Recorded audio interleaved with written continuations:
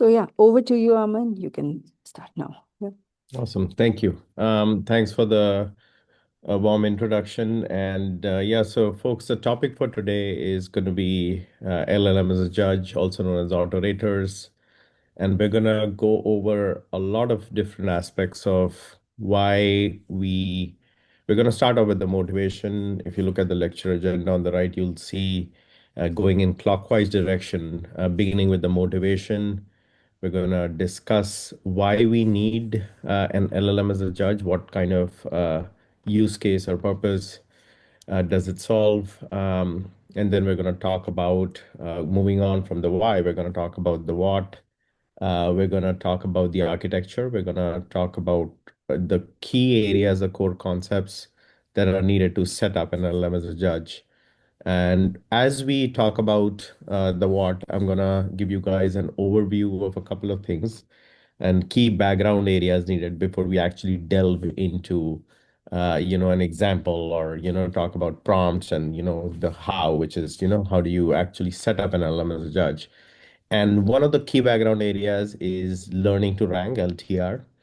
And this is essentially a concept from, information retrieval and recommender systems where the idea is that given a singular input or two inputs at once or even multiple inputs at once, how do you figure out an ideal ranking of these inputs? And if it's even a singular input, how do you figure out an absolute score that helps you judge the quality of this particular input? So LTR is all about that, and we're going to be touching about that, and then we are finally going to be moving over to a prompt template for LLM as a judge. How do you set up an LLM as a judge? And once we cover that, we're going to be talking about the various kinds of architectures that we see. Decoder architectures are the most prominent, transformer decoders, that is. But there are many ways to set up, an LLM as a judge. Even in an encoder setting, an encoder decoder setting, there's a bunch of proposals where the canonical architecture is obviously a transformer decoder, a generative model. So we'll talk about that as well. And then we'll move on to talking about how do you improve, an off-the-shelf model beyond prompting to make it a better judge. So we'll talk about automatic prompt optimization, APO, which is a pretty prominent paper in this area for generally for prompt optimization, and how do we utilize this APO proposal or paper to make a model, off-the-shelf model, a better judge. We're going to also talk about reinforcement learning. How do you utilize reinforcement learning to make an off-the-shelf model a better judge? And then we're going to be moving over to more advanced concepts, panels, a panel of judges and multimodal judges as well. And then towards the end of the talk today, we're going to be touching upon bias sources. That is a very key area as well, because these models are going to be judging a whole lot of different inputs, which are essentially generations from a different model, right? And you're trying to grade the generation.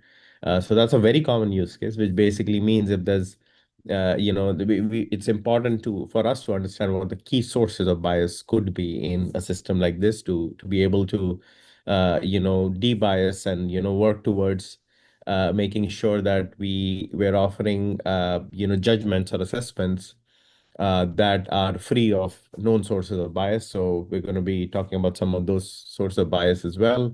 And then for lastly, we'll wrap up the talk with some key pointers, papers that you guys can go through if you'd like to delve deeper into this area, and a primer that I've set up, which has a lot more detail for each of these areas and a couple of more areas if you like to do some further reading. So this is going to be the structure, the outline for today's talk. And as you can see, there's a lot of different components to cover today. So I'm going to dive right in. We're going to start talking about the motivation next. Oh, and questions, I believe, I discussed with Divya, I think it'll be best to take them at the end. So let's hold the last, 5 to 10 minutes for questions. So I'll plan time accordingly, but without further ado, let's get started. Oh, give me 1 second. Let's see. Give me 1 second. Let me stop sharing. Looks like the slides were misordered for some reason, so I'm gonna take a quick look.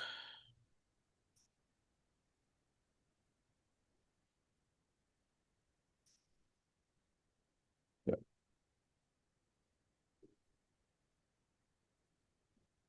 All right, resharing again. Let me know if you guys can see the slides. That should be visible now. Yes. Yes. Okay, perfect. So this slide basically covers the idea, the motivation behind using an LLM as a judge. And the challenge is that and traditionally evaluation as a field is what, an LLM as a judge serves as a new solution for. And if you look at the evaluation problem, which is, looking at outputs from current models and being able to assess or judge how good a particular output is from various different aspects or perspectives, right? The way we do that is by using metrics, right? So there is a quantitative portion to evaluation and there's a qualitative side to evaluation as well. Now, if you look at quantitative primarily, that's metrics based, and that basically means, say, if you've got a ground truth reference, say, your model's doing translation, right? For example. So if you've got a ground truth reference, you're going to be able to compare the generated reference versus the ground truth reference and understand what the overlap is between the two. And that is done via BLEU and ROUGE scores, for example, optimize, which are essentially trying to judge precision and recall. Meteor as well, for example, for translation. So there's a bunch of different metrics targeted towards different tasks. But these metrics are all limited in the sense that, they are either looking for, in this particular case, BLEU and ROUGE and Meteor, they're all looking for lexical overlap. So, if you've got a ground truth, they're trying to see what portion of the ground truth does the generated output from a particular model overlap with, and that overlap is what these metrics signify, right? So that's one way to assess the performance of, a model that, say, you've trained, that does translation, right?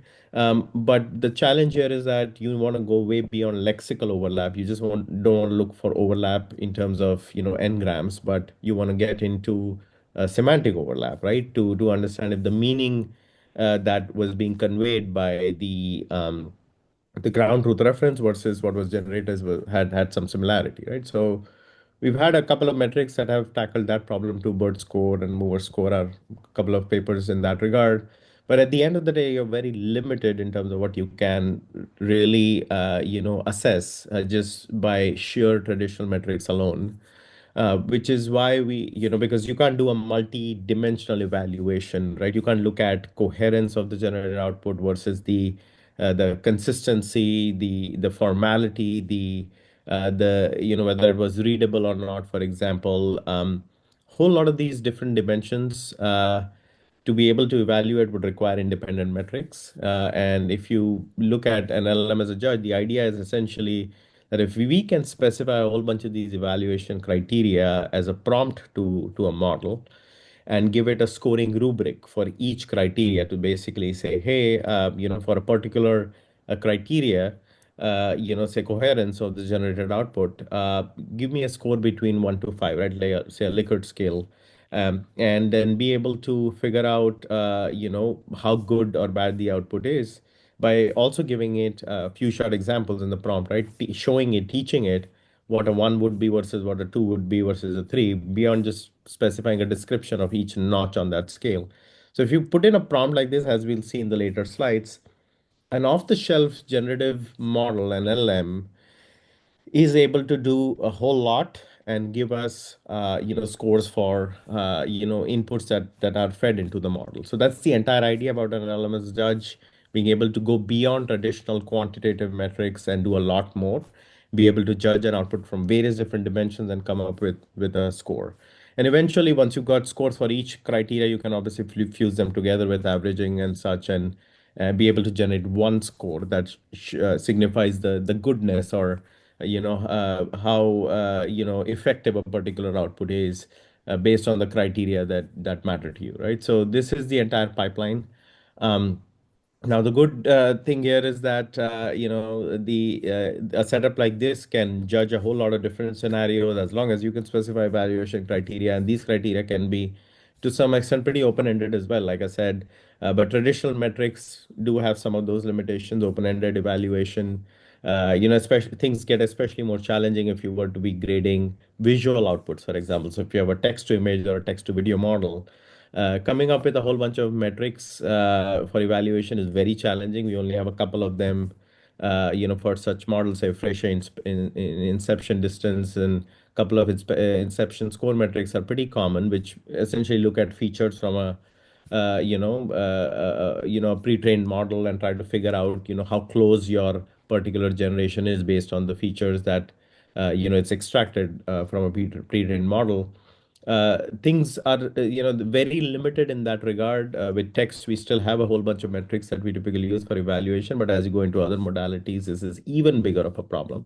So that's where an LLM as a judge, or even multimodal LLM as a judge, comes in, where it's looking at images and videos and speech outputs, for example, and trying to judge and grade how good these outputs are. So the diversity and the versatility is definitely key, to a system like this, which is one of the biggest selling points of, a generative AI model as a judge. Um, and this also brings down human evaluation costs. And in fact, with the reasoning models, as we'll see in one of the later slides, you can do a much better job at evaluation too, because you can utilize the reasoning capabilities of these models to make judgments. So these are some of the key areas where, scalability, for example, is, pretty key. Like I said, with human evaluation, you're only able to scale to a certain set of examples because it takes a lot of money to be able to judge outputs by human. But at the end of the day, if you've got a system like this, you can scale it to, as much, in terms of data that you have, assuming you can cover the compute costs for running these models, but they are nominal in comparison to human evaluation costs, right? So these are some of the biggest selling points of an LLM as a judge, and this is essentially why this concept exists. Now, next up, we're going to talk about the architecture. So, like I touched upon in the last slide, the idea behind an LLM judge is fairly simple, right? You take an off-the-shelf model, right, and you feed it, a whole bunch of outputs. It could be one output, it could be a couple, and it could be a list of multiple outputs as well. And these outputs are generated by a different model, a model that you want to evaluate. And then as these outputs are fed into this LLM as a judge, like I mentioned earlier in the last slide, you're feeding it a whole bunch of different evaluation criteria and scoring rubrics for each criteria, along with optionally some few short examples that, show it what, each notch on, every on the scale for every evaluation criteria should look like, and giving it all of this information. The idea is that the model, the LLM, underlying LLM, is going to be able to come up with the score for each of those criteria. And then you can, like I said, average it if you'd like to come up with one number, or you can even look at individual scores for each evaluation criteria. And we'll touch upon, there's a much more detailed slide covering the entire process, including what a prompt, example looks like and all of that. So don't worry about the details now. But the idea is that this is yet another LLM which is trying to grade the outputs of, a primary LLM that you're looking to evaluate, right? So that is the entire setup. And you send it the task specification, you send it the candidate outputs and the criteria, like I mentioned earlier. And at the end of the day, what it basically does is, depending on how many of these, outputs were inputted to the LLM as a judge, it basically looks at them in a pairwise, in a pointwise, pairwise, and a listwise manner, as we'll see in one of the coming slides, the LTR, learning to rank paradigms, which I touched upon briefly earlier when we talked about the agenda. It utilizes one of these paradigms to come up with a score for you, right? So this is the entire flow. These are the concepts that are needed.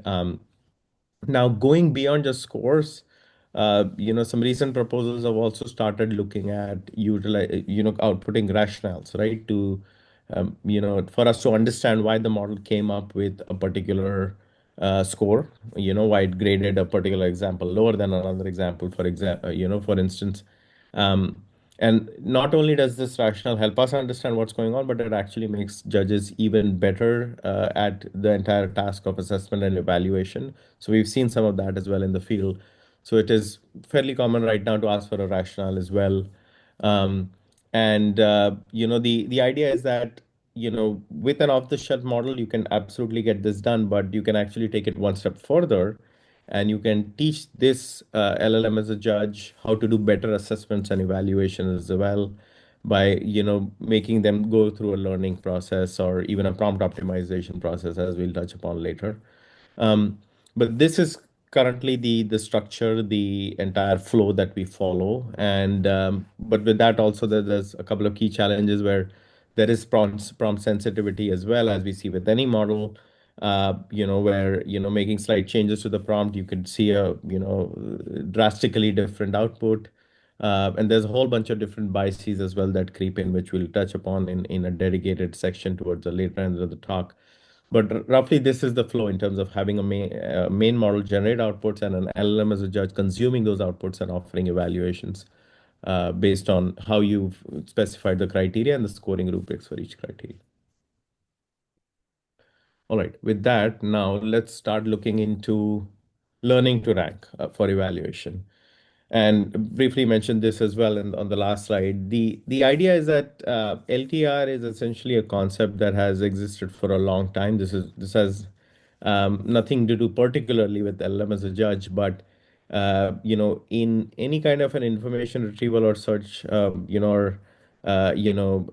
evaluation system, even in recommender systems, for example. The idea is that if you're presented a bunch of different examples at the input, and when I say bunch of different, it could be either one example, a couple, or a lot more. And these basically correspond to three different LTR paradigms. There's the pointwise paradigm, where there's one example being graded independently in isolation. So all you're offering the model is one example and asking it to come up with a score. And that's typically modeled as a regression class, a regression task. And with a pairwise LTR paradigm, which is the other type of LTR, you're feeding in two examples at a time and asking the model to figure out, which one it would prefer versus the other. And that's typically modeled as a pairwise, cross entropy loss. This is fairly commonly used in reinforcement learning with human feedback for LLM models as well, which is a different topic, but the same concept applies there as well, where given two outputs, which one do you make the model prefer? So that's part of the learning loop as we train reward model for our LHF. And the same concept is utilized here as well, where you could do pairwise evaluation, giving two output generated by a model and asking it to grade the two. And the third and the last LTR paradigm is listwise, which is giving the LLM judge a bunch of different outputs, so a list of different outputs, and asking it to rank the entire list.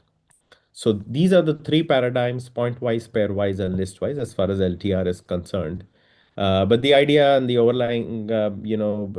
overarching setup is the same: feed in examples or outputs on a different model to an LLM and ask it to grade them, right?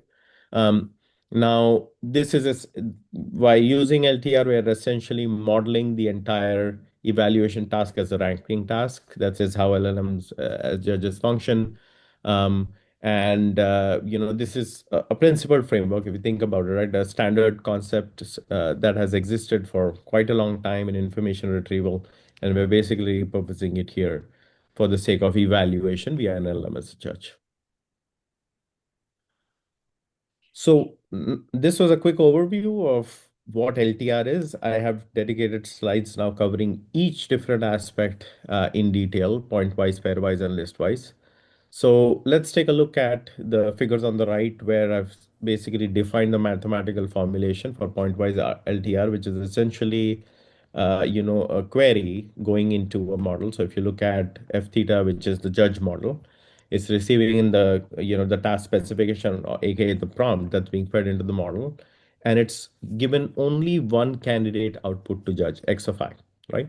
So given the task specification, aka the prompt, and the candidate output, it needs to come up with an output which is S of I, which is the score, right? So it's as simple as that. So that's pointwise LTR. And like I mentioned in the last slide, regression is how we model this.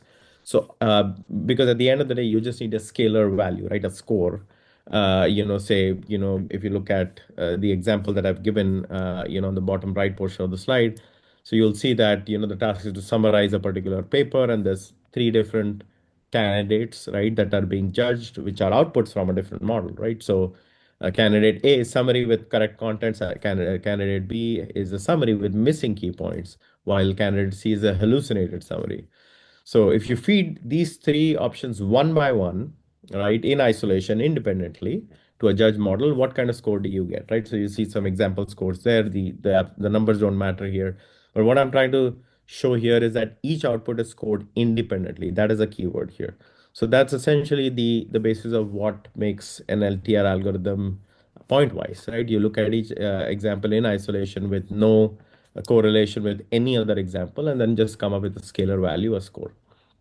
Right. So this is, you're not directly comparing between different outputs in pointwise, but a lot of these assumptions change as we go to pairwise and listwise. So, but for the purposes of just pointwise, um, you know, there are key benefits to this where, all you have to do is if you've got, a huge data set, right, of LLM outputs that you want to judge, right? All you have to do is do independent scoring. You don't need to compare each output with every other output in your data set to be able to come up with, a stack rank of what is preferred against, another output. But, you calculate independent scores for each, and, that makes it pretty simpler. Because you only need as many scoring, opportunities as the number of examples, and this is widely used for offline evaluation, filtering data sets as well to weed out bad examples based on the criteria that you specified. If an example doesn't quite hit the, bill for you based on those criteria, you can just weed them out based on the scores. Um, Now, obviously, the success of any system, whether it's pointwise, pairwise, or listwise, heavily depends on the criteria. So, how do you design great criteria? How do you come up with scale scoring rubrics for each criteria? Um, and how do you come up with good examples that can teach the model what, for a particular criteria, what, a low score versus a high score should look like, in terms of an input, that's offered to the model, which is the output of a different model, like I mentioned earlier. This is there's a lot of, do's and don'ts around this, and a lot of different nuances and details to cover as far as setting up this prompt is concerned. So that's going to be the latter part of the talk today. But this basically sets up point-wise evaluation for you guys, just to give you an idea. The fact that it is pretty simple to implement. It is basically a prompt and, a candidate output to be judged. It's very scalable and pretty easy to integrate. So, but there's also a couple of challenges here where, because these scores are absolute, they can be inconsistent. This is a harder task for the model to be great at versus a pairwise comparison. So your scores could be miscalibrated, for example, and relative comparisons typically are much more better, which is essentially what pairwise is about, as we'll see. But there are some challenges in terms of the absolute numbers of the scores, unless you use those scores to do absolute relative comparisons, which is exactly what pairwise does. But if you look at the scores in isolation, just in terms of absolute value, you might see some miscalibrations, especially if this is an off-the-shelf model that might not understand the domain of the data that you're looking to evaluate pretty well. So those are some of the key caveats and key things to keep in mind. Now, like I said, with that, we'll move over to pairwise, and then we'll look at listwise on the next slide. But if you think of pairwise, the idea again is very simple, and the mathematical formulation on the top right gives you a quick idea where, given two outputs xi and xj, we're looking to grade them and understand which is preferred versus another. And all of this obviously assumes that you've given a query Q, aka the prompt, to the model, right? So what we do is essentially we model pairwise via the lens of a pointwise LTR formulation. So we essentially build upon the formulation you saw on the last slide.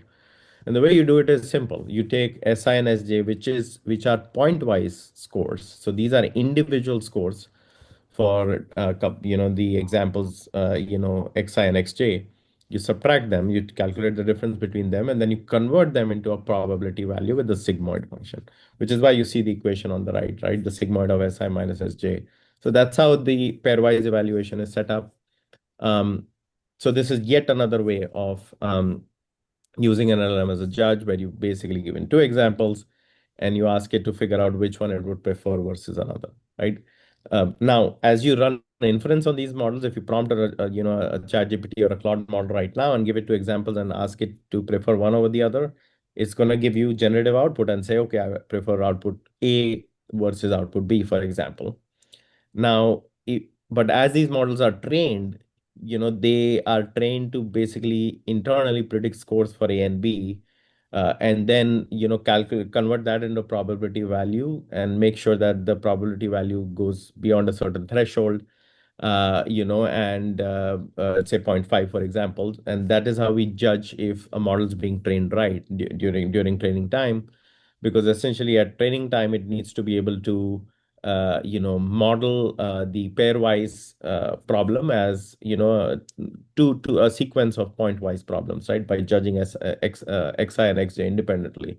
So this is what the entire pairwise formulation is about: making two judgments, coming up with two scores, then calculating the difference between them to understand which is higher, and then converting that into a probability value.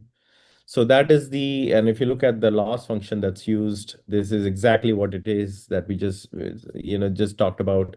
It is the log value of the probability, but because we are looking to minimize loss, we add a negative sign in the front. So that is the loss value, and it's actually the pairwise cross entropy loss. And again, this whole formulation pairwise is the basis of what we use to do preference optimization or policy optimization, as it's now commonly called, on LLMs. So this is the same concept there as well as we train a reward model.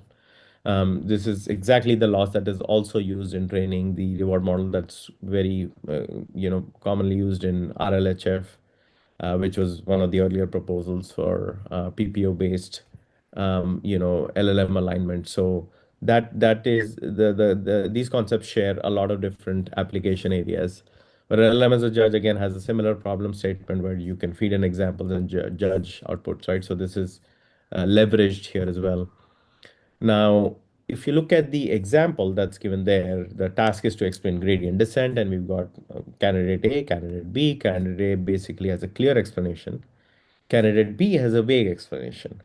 So the judge's decision obviously has to choose candidate A over candidate B, right? And to make sure that it does that, this is the loss that we use for it to come up with a score for A and B independently in pointwise fashion, and then subtract that, convert it into a probability value to be able to train a model in pairwise fashion. So that is the entire essence of pairwise being model as a couple of in this case two pointwise problems. So this is pretty useful, as you'd imagine. This is like I mentioned on the slide, this is very commonly used to generate preference data sets for RLHF and RLAIFs. RLHF is reinforcement learning with human feedback, and RLAIF is reinforcement learning with AI feedback. So, coming up with, preference, given two different inputs to a model, and figuring out which is preferred over another, that is the entire problem statement pairwise LTR solves. And this offers a great, signal to train some of these reward models in RLHF, like I mentioned earlier. But on the LLM as a judge side, we this is like I said, you can feed in a couple of different outputs from a different model to a frontier model and ask it to grade the two outputs, and you can still get a pairwise preference between the two.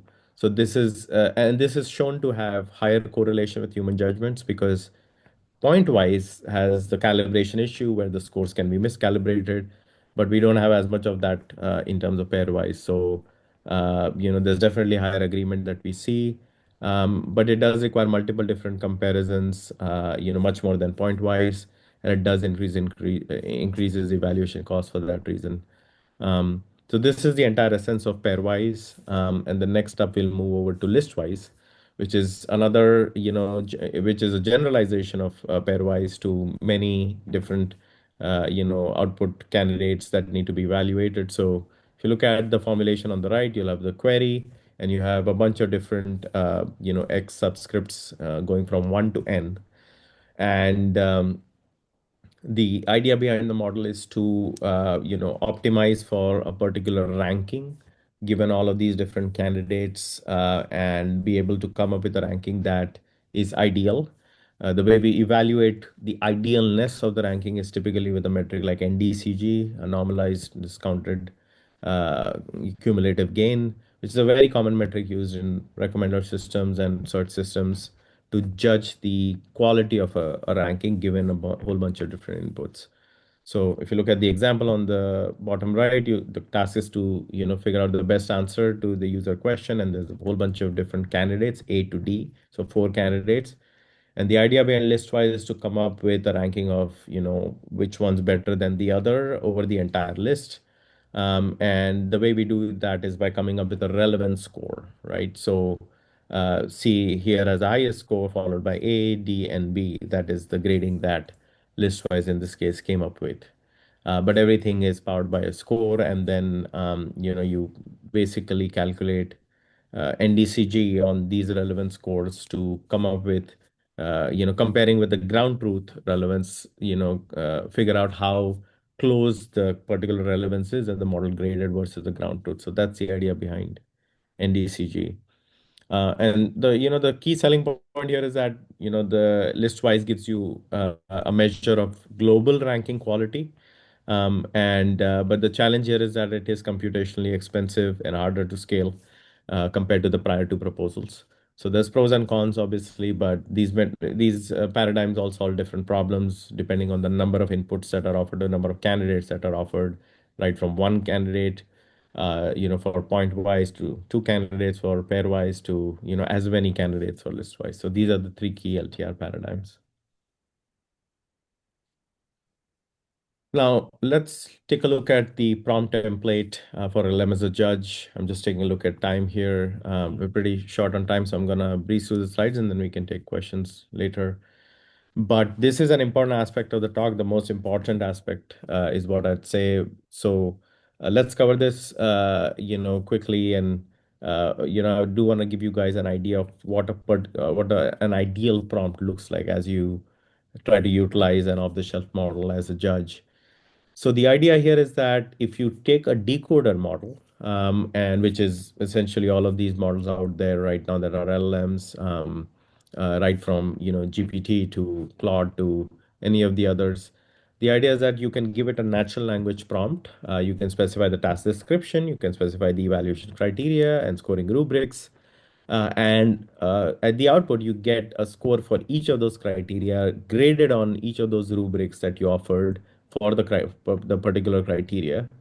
And you could have that in terms of structured output. You could have the output in terms of a JSON. So you have keys and values that you can parse, for example, and that makes it very easy for reproducibility and downstream parsing. That's very commonly seen, especially in the industry. And you could also have examples for each evaluation criteria, and each of the notches on the scoring rubric, what a particular example would look like as a one versus a two versus a three, and so on and so forth. So this could be a very elaborate prompt, and the great thing about this is very flexible. Even if, like I was mentioning earlier, even if the criteria are open-ended to some degree, the model is able to use its world knowledge to come up with a score. It's pretty fast to deploy. And theoretically, you don't need any additional model training. You can get a score right now if you were to prompt, a model with some input and ask it to grade the output. That's absolutely doable. But if you want to make it do better, like we'll see in the later, slides, you can utilize automatic prompt optimization and RL to make it do a much better job and understand the domain a lot more. If say it's grading a domain that it's not great at, grading a language that it's not great at, so additional training is required. But if it's just plain English, but a domain like say healthcare that the model is not great at, or legal or finance, you can have it go through not just prompt optimization, but also some RL-based training, as we'll see, with a couple of different papers and proposals that have come up recently to make the model better at, the task of judging. Um, so this is the entire flow to a prompt-based LLM as a judge system. But there are cons to it. The sensitivity of the wording of the prompt is definitely a challenge, and you could also see different outputs depending, especially if you're using a hosted model via an API, because there is randomness to how batches are formed, as we've seen in prior research, especially from thinking machines, for example. There's been a lot of deeper investigations recently trying to figure out the variance in outputs of models. But you will, because there's variance in outputs with regular models for day-to-day prompts, you will obviously also see a little bit of a variance with LLM as a judge prompts, right? At the end of the day, we're still prompting the model, so some of that variance also needs to be accounted for, along with the bias, as we'll see later as well. There are key sources of bias as well in these systems. So these are some of the key things to keep in mind as we prompt decoder-based or models, aka LLMs, to function as judge systems. All right, so what I have here is essentially an example of an LLM as a judge prompt. So you'll see a lot of different components, and I've tried to come up with a general structure of what it takes to come up with a reasonably good LLM as a judge prompt. So we start off with the role definition, where we talk about the fact that the judge has to be an impartial evaluator. And then we talk about the task description, right? And this task description is what tells the LLM as a judge what it's looking to grade in terms of the outputs of a different model, right? So what was the actual task that the original model produced outputs for, right? Just so the judge model has some context around what it is that it is looking to grade. Now, you could also give an example, of a particular task. In this case, the an example task could be summarize the following research paper, right? So if this is the task that was given to the original model that you're looking to grade the outputs for with the judge model, you can share that context with the judge as well. And next up, we basically offer it the evaluation criteria. We give the judge model a whole bunch of different criteria. For example, faithfulness, helpfulness, safety, could be quality of the reasoning that the original models come up with, clarity and coherence of the output. So all of these evaluation criteria need to be specified. And for each criteria, we also need to give it a scoring rubric, right? What makes how would each criteria be evaluated? Would it be a binary yes or no? Would it be a Likert scale of 1 to 5? Would it be a regular ordinal scale of, say, 1 to 3, for example? Give it some notion of what a rubric would be for to grade for each of those criteria. Could even be categorical, right? So it doesn't have to be numbers to, it could be choosing one out of the 4 or 5 different options as well. So that would be the scoring rubric. I have an example scale there as well, which is, could be 1, 3, 5, but like I said, you could come up with many different options. But could be binary as well, ordinal, continuous as well, like I mentioned here. And then you finally, with all of the different evaluation criteria and the rubrics, we feed it the candidate output that it needs to judge, right? And this could be one example, or one candidate output, two of them, or multiple, depending on whether we're doing pointwise, pairwise, or listwise. And then we could include any additional evaluation instructions saying just stick to the examples and follow the rubric strictly, for example, and also avoid suggesting improvements. That is yet another thing that we typically mention in these prompts. Otherwise, these models typically start grading the examples and also giving us ideas of how we should improve them. which makes it challenging for downstream parsing. So, to make sure that they're kept within RAIN, some of these evaluation instructions are pretty important to specify. And then lastly, we can ask it to come up with a structured output. Say a JSON output, like I was mentioning on the last slide. This makes it schema constrained and makes it way more easier to parse the output for downstream tasks, right? So if you've got a JSON, a dictionary like this with, a JSON object here in this case, accuracy, reasoning, clarity, and then you come up with an overall score. It's pretty easy to parse this downstream, right? As a dictionary in Python, for example. So yeah, that's the other last bit that we typically mention. So this is an overall structure. Um, Now, this is actually an example, an instantiation of the structure that you saw on the last slide. There's a lot of obviously the key similarities between the prior slide and this one, so I'm going to breeze through this. But the idea is fairly similar. You start with the role, task description, you give it some evaluation criteria. In this case, we've got four different criteria, and then we give it a scoring rubric. And like I mentioned earlier, you can also give it some few short examples to show what a candidate output for each score on the scale for each evaluation criteria would look like. So that could go in as well. And then you feed it the outputs that it needs to judge along with the evaluation instructions, and finally ask it to come up with a structured output or a JSON. So that is the prompt template. Next up, we've got the architectures. And like I mentioned earlier, decoder-based LLMs, which are just basically called plain LLMs, they are the most commonly used architectures for judging outputs. But there have been papers talking about encoder-only rankers, encoder-decoder rankers. But by far, the most common set of model architectures that we use are transformer decoder based evaluators. So those are the three key paradigms. Um, the decoder models are, like I said, the most prevalent. The encoder and encoder decoder models received some traction a couple of years ago, but I'd say that, these aren't as utilized, by a significant margin at this point. So most of this talk, covers decoder LLMs. And in the next sections, I actually talk about how to improve some of these models, by utilizing a couple of different methods. And so let's talk about automatic prompt optimization, which is, I've cited the paper here, so you can take a look at it if you'd like to delve deeper into this area. But the idea behind APO, automatic prompt optimization, is pretty simple.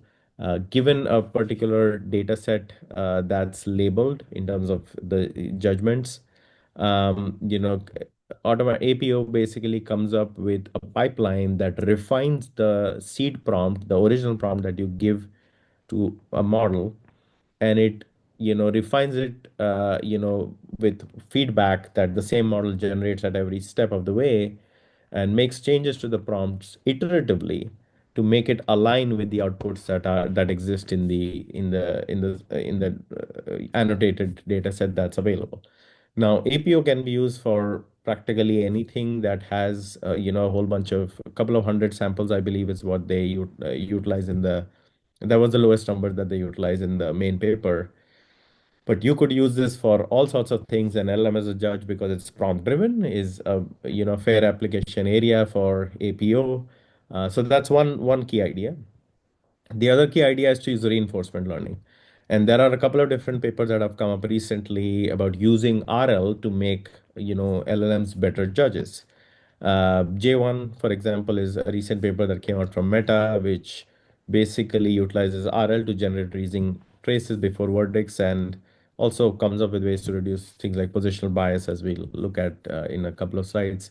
So that's one proposal, and Judge LRM was yet another proposal that utilizes outcome-based rewards and improves the reasoning capability and judgment reliability of an LLM. So those are the two key proposals, and there's a whole bunch more, but these were the two that I particularly looked at. And the idea behind all of these different methods is fairly simple. If we want to improve an out of the off the shelf judge to be a better judge, these are some of the key areas we can utilize to get there. So it improves the quality of the judgment, the reasoning quality as well, and also, makes it better aligned with human judgments, which is the entire idea to make a model scale, and do a good of a job or even better of a job than humans at judging. So those are the key pros, and with the cons here are pretty straightforward. You do need some amount of training data to be set up. For APO, for example, for RL, you need the input prompts too. Now, the reward design, which is a key area of RL, is obviously very important as well. So that's yet another thing that needs to be done very carefully. That is, the success of any RL system depends on, how you design and structure the reward. So that is very important as well. And obviously, compute is needed as well, right? As you make an off-the-shelf model better at a particular task. So these are some of the key proposals in the field to improve judges. So this is a dedicated slide on APO. I'm going to breeze through this quick because I gave an overview in the last slide. And the idea, like I said, is fairly simple. You start off with an initial prompt and you come up with an output for that. You match that output versus what the ground truth says in your data set, and you come up with textual gradients, not actual gradients, which are essentially ways to train a model, right? Gradients. But in this case, they use the term textual gradients, which is essentially verbal feedback to be able to refine that prompt, which is again done by an LLM, where it looks at the input prompt, looks at the discrepancy in the output versus the ground truth, and then comes up with a round of feedback, iterates on that initial prompt, comes up with a new prompt, and does this over and over again to come up with a prompt that matches the ground truth outputs as much as possible. So this is the entire idea behind APO. But there's a lot of key areas as well in terms of how do you explore multiple different candidate prompts at every stage. So they utilize something called as bandits, which is another yet another idea in decision making under uncertainty. So they utilize a lot of different ideas to be able to come up with this entire flow. But the key essence of the flow is to just refine the initial prompt to make it better at getting the desired output from the model. And same thing, there's two other, there is there is another paradigm, which is RL for judges, and there's two different proposals that, I've basically covered here, J1 and Judge LRM on the next slide. And the idea is pretty simple. We basically train these LLM judges to generate reasoning traces before they come up with a score or a verdict. And this essentially lets them be better at the task of judging because there is a reasoning trace now where the model is thinking through the process to come up with a score. But as part of this, they utilize RL to come up with and model the entire task of judging as a preference optimization problem. So in this case, I believe they utilize GRPO, which is the preference optimization algorithm that was used in DeepSeek R1 that came out, last year in March for teaching models how to reason. So they utilize the same algorithm, but make the off-the-shelf model a better judge by having it prefer a particular judgment output versus disprefer another judgment output. So that is they put together a data set that in an automated manner that basically powers this entire RL loop with GRPO. So that is the idea of J1. And Judge LRM is another proposal that does a fairly similar process. I haven't covered it here, but you can take a look at the paper that's cited in the slides, which slides will share later as well. But I did want to touch upon a couple of key areas where we are headed into as we come up with better judge systems: panels of judges and multimodal judges. Those are the two key areas. So panels of judges, there's a couple of papers in this area and cited below here in the footer of the slide, which basically utilize multiple different models together to offer judgments, and then we come up with one score by averaging the values if it's a regression task, or doing majority vote if it's a classification task. And the idea behind multiple different models to grade a single set of candidates is fairly simple. we see a lot of bias in these models, LLM as a judge models, and to be able to mitigate some of the bias, the idea is to basically use a bunch of different models. Obviously, you're trading off compute here for better reliability, but this is, another proposal that has picked up a lot of good momentum. But there are other ways to reduce bias as well, as we'll see on the next slide. But panels of judges is poll, as is what the paper is called, cited below here, is a proposal to be able to, take this to the next level and come up with judges that are more reliable. And the other aspect is to use to utilize multimodal judges. Now, a lot of what we covered today, can easily be extended to other modalities beyond text. So same prompt can be set up to grade, image and video and audio output as well, for example. So that is where we've got a whole bunch of papers that look into multimodal judging of candidates as well. So Lava Critic and Prometheus Vision, for example, are two key papers in this area. But again, the evaluation cost would increase slightly just because of the nature of multimodal data, latency, and complexity of these systems is a little higher as well as you go towards multimodality. And then next up, we've got bias sources. And like I said, there's very standard or canonical forms of bias that we see in these models. Positional bias is one of the most common ones. Verbosity bias is yet another, and self-preference bias. These are the three key bias sources that we see.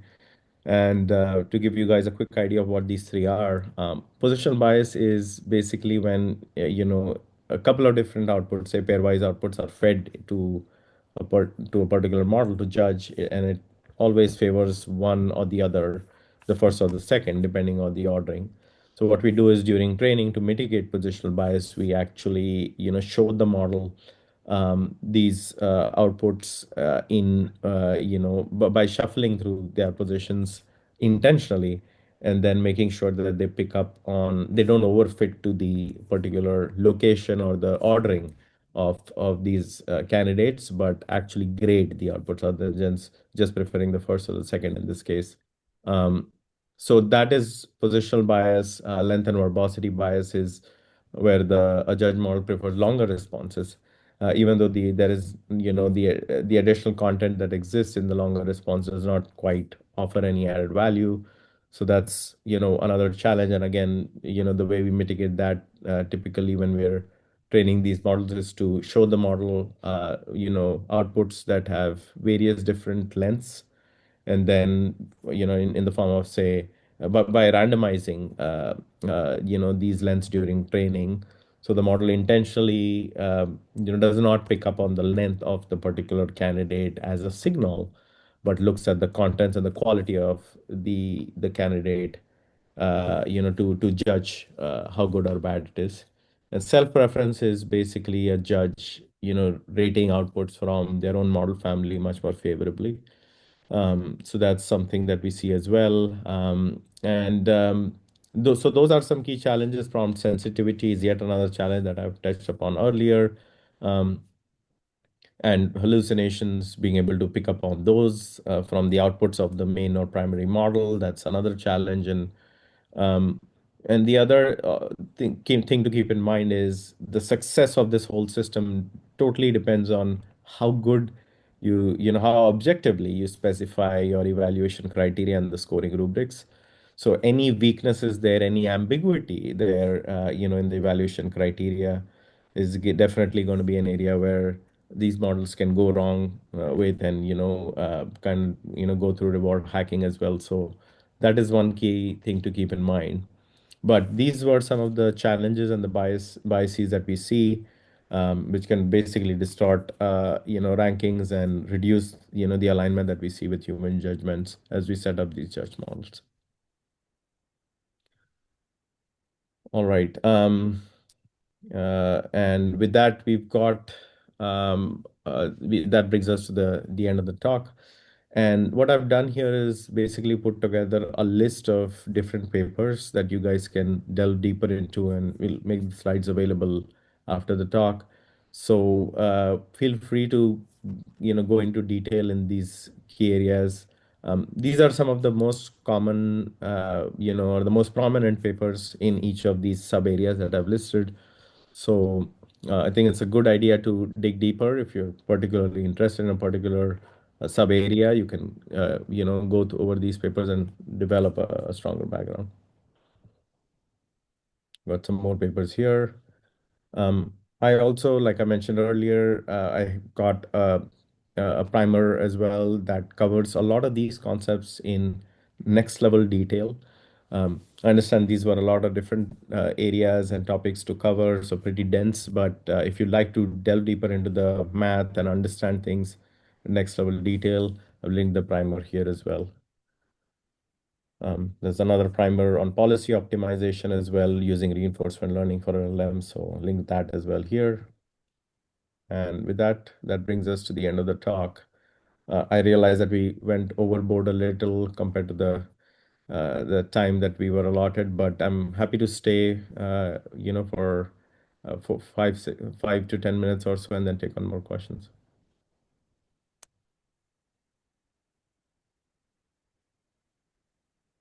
Thank you so much, Aman, for joining us and sharing so much insightful things about LLM as judge and autorator. So that was really helpful for our like Gen AI and LLM class, kind of like we are learning and understanding what we can build or do some research into those areas. That was very insightful for you, for Mhm. us.